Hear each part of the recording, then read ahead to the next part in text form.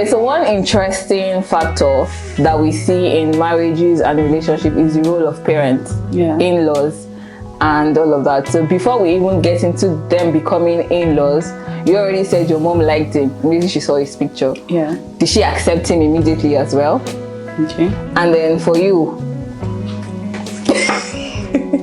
how did your family accept her, receive her? What was the reception to you bringing somebody that you have been talking to on the phone for a while? Because they were not talking to her on the phone, so that was you.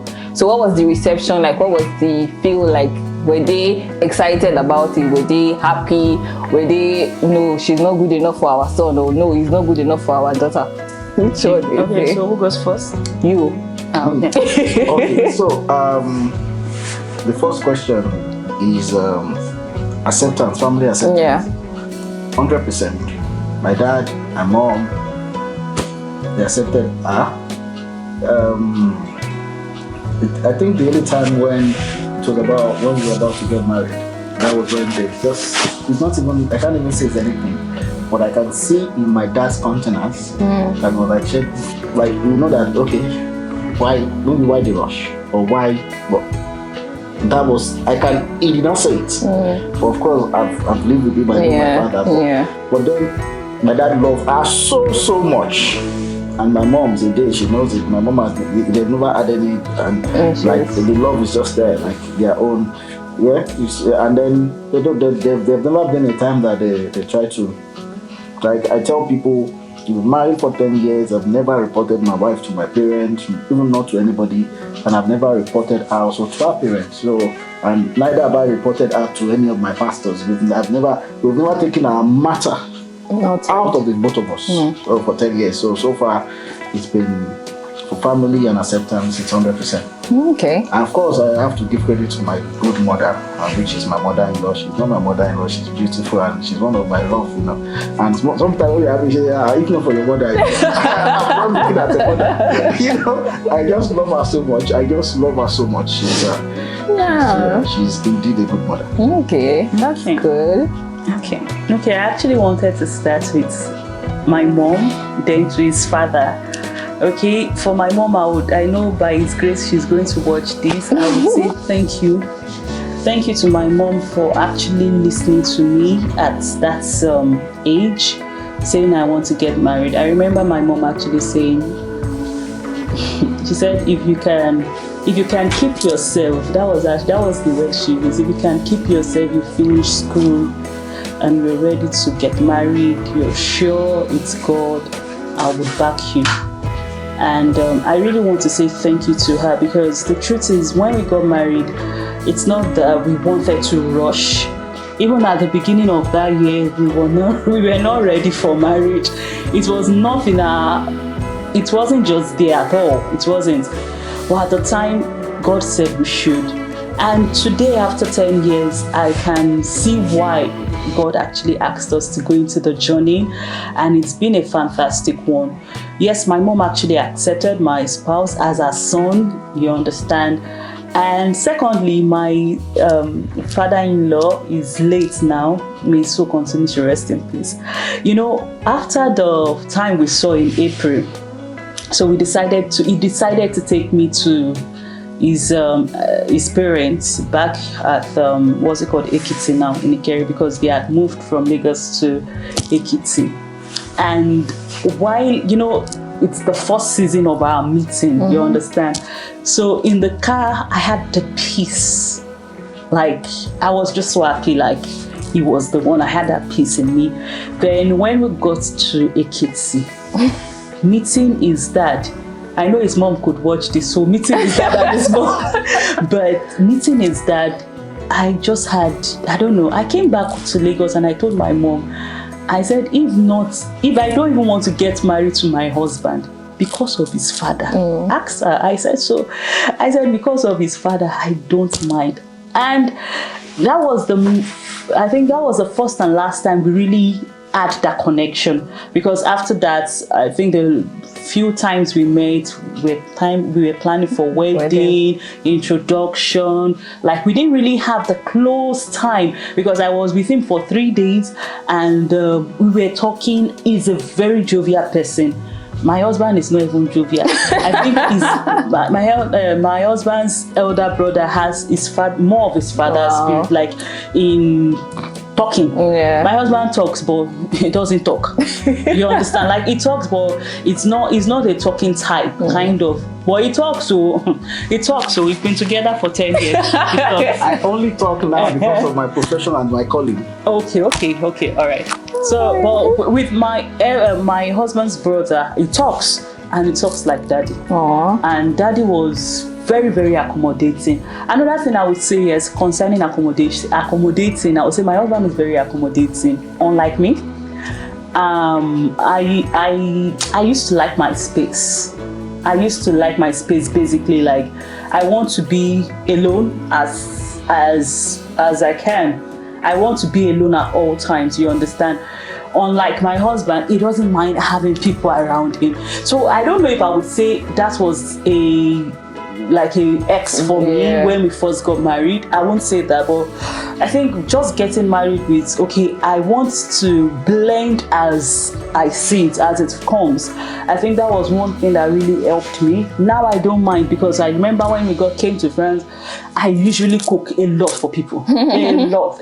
I was, So for now, it's not a problem. You understand? So that's it. Okay. So, actively, what have you done to make sure that your relationship with your in-laws are top-notch, perfect? Because that's one thing that a lot of people struggle with now. They struggle with I know some people that say they don't want to marry a man that his mother is alive. People say it. And there are also men that say they don't want to marry a girl that is too close to her father because they know that they're going to have issues. So what are the active steps that you have taken to make sure that your relationship with your in-laws, apart from the fact that you love them, we know you love them, but the steps that you have actively taken to make sure that your relationship with them is great as well, that you can be in the same space and be genuinely happy to be in the same space? When it's obvious to look at yourself. Okay, for my in-laws, I try as much as possible, even if, of course, my mother-in-law thinks Gideon. She calls me Gideon. That Gideon is now maybe a bit naughty, but of course she knows I'm not naughty. Deep down in her, she knows I'm still the best in-law she can ever have. She knows that 100%. And I try as much as possible, even if, like I said, I told you, I said it earlier that I'm not this family person.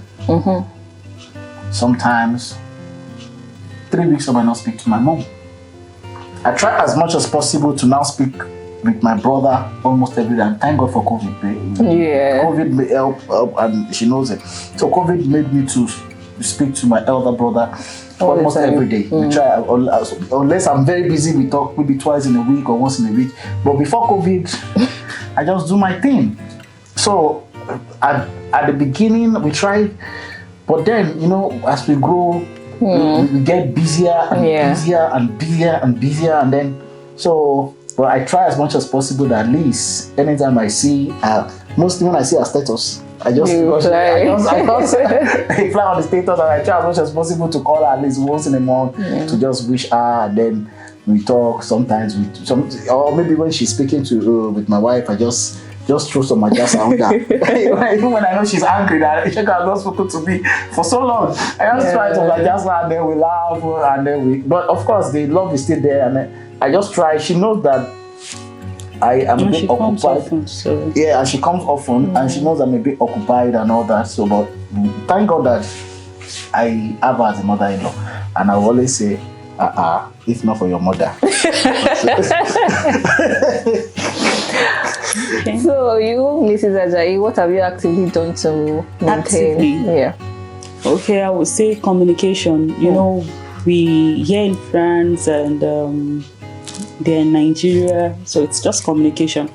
Calling, sending gifts, as you know, it's part of love. Yeah. So basically, that's it. Trying to communicate as often as we can. I think that's what we do basically. And what else? Trying to gist, yes, in between the communication of regular talking. I have sister-in-laws, I have brother-in-laws, and all of that. So the major thing is just trying to communicate with them. That's it, basically. Okay. on the topic of communication and consistent gifting and all of that, did you struggle with your love languages? Yes, the two of you together as husband and wife, or when you were dating, did you struggle with understanding each other's love language? Was there a time where you felt like he was showing you love, but you did not feel like you were receiving love?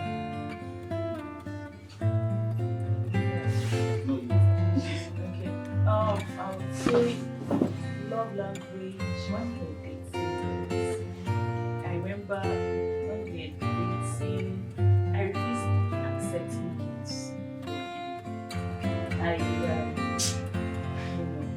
At times I somehow.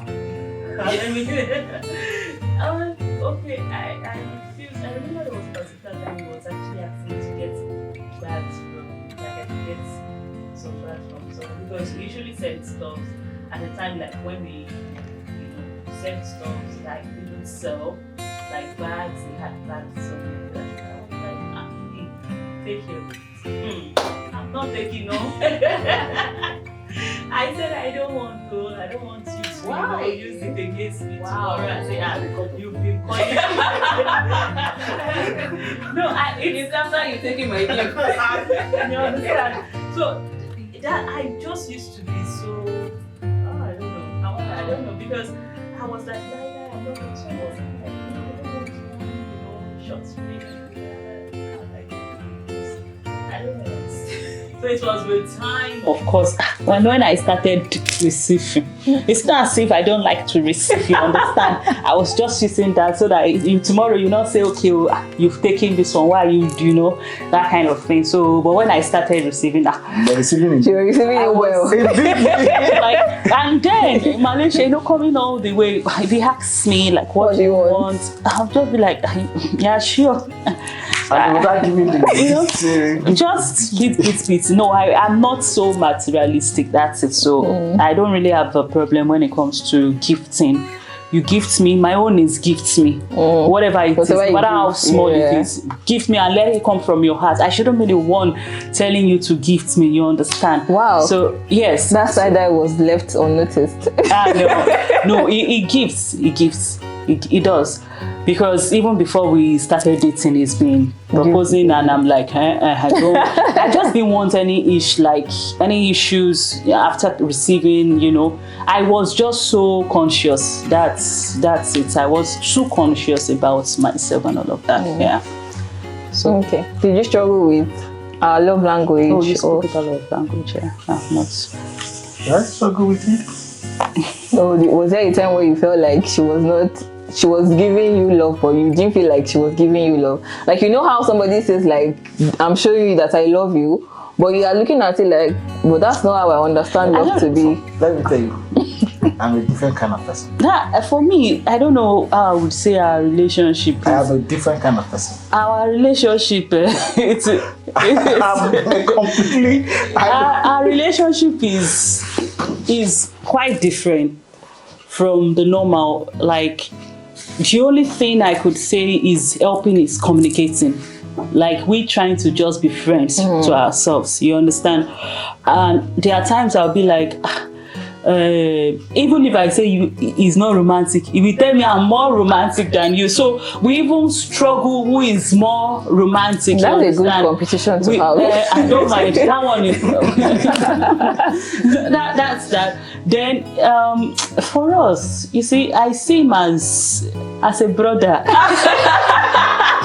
As I usually say, is why I use the word brother, because if I put that on my status, people will be like, brother, wow, they're always laughing and all of that. But why I say that is because of the bond. Yeah. It's just because of the bond. We've grown to know ourselves. We don't know ourselves completely, because I usually say something. I say, as we grow, we meet different people. So our mentality, our ideology changes. We have to be conscious about what we want. We have to be conscious about who we are, because we change with time. Yeah. So one thing that has helped us is the fact we are able to call ourselves back to order when this one is going like this. Especially me, I tell you, bro, come back, eh? Don't be too far. You understand? Don't be too far. And him himself, though, well, I don't know if we have that kind of question, but in this our relationship, if they say who is a peacekeeper and who is a peacemaker, because I usually ask couples on my what's it called, on my show, like who is it? Who are you? Are you a peacemaker? I like that question. Who are you? Are you a peacemaker? Yeah, most times I just Most times I Is his answer now? Let him answer. it takes me before I like to before I say something, I would have, it must have happened repeatedly before I now speak up. But if I say I'm a peacekeeper, which is somebody that sweeps things under the carpet, and then maybe, because I try not to practice it, but when I want to talk, I talk. I give it the way it is. But at the same time, maybe I'm a peacekeeper. Maybe I try to keep the peace. To keep the peace, not to cause so much problem. But maybe she does not believe that. I don't know. I think she doesn't. Yeah, she doesn't. No, he's a peacekeeper. I would accept Because that. Okay. I must Not have, a peacemaker. the thing could have happened repeatedly, and I'll just keep it. But the day Wait, now you now just flare up. explode. And So, which one are you, peacekeeper or peacemaker? I'm a peacemaker.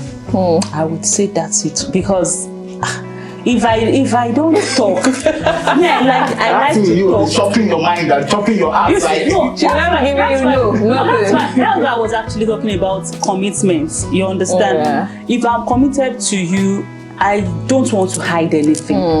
If I start hiding it, forget it. Yeah. I can't.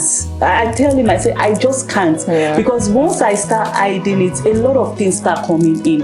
And it starts pushing us aside. You understand? So in as much as I believe I am you, you are me, let's be like that for the time. You understand? That's why I can't be a peacekeeper. I will be a peacemaker.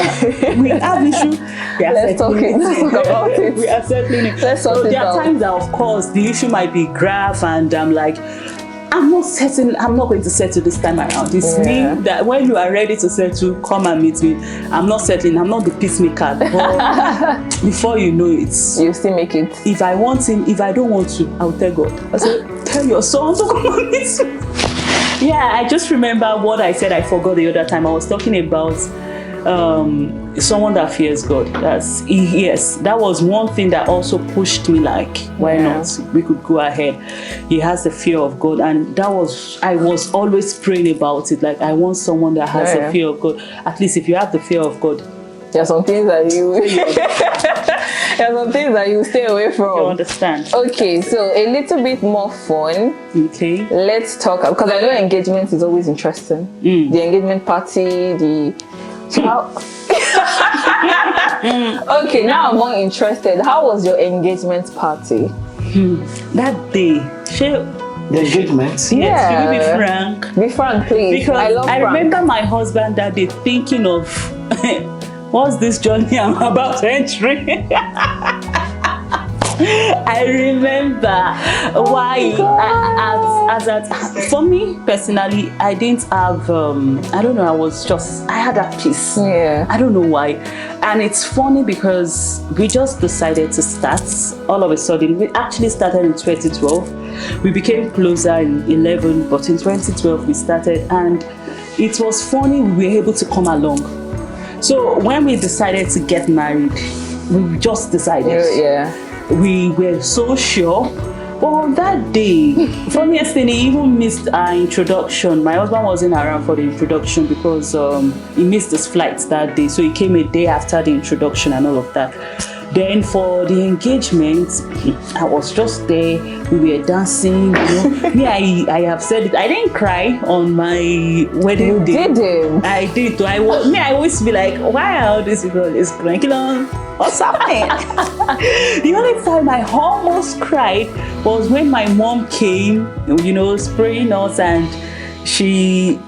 our height, like, and I wanted to, I was just like you know, I just felt I was leaving my home to a home. And I think that was the peace I had in me. Like leaving my home, like I wasn't leaving. Yeah. Even if I knew I was still in the vicinity with my, not really in the same vicinity, but just in Lagos.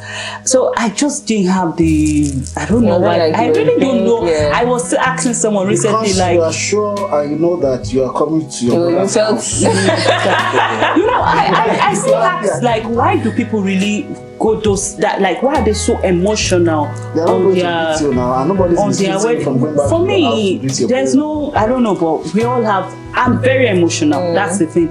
Like those days, if we have issues, sometimes I'll just start crying. You'll be like, the first few years, I don't like you crying and all of that. Well, this is my husband. After you leave me to cry. I'm like, you feel like you have too much water in your eyes.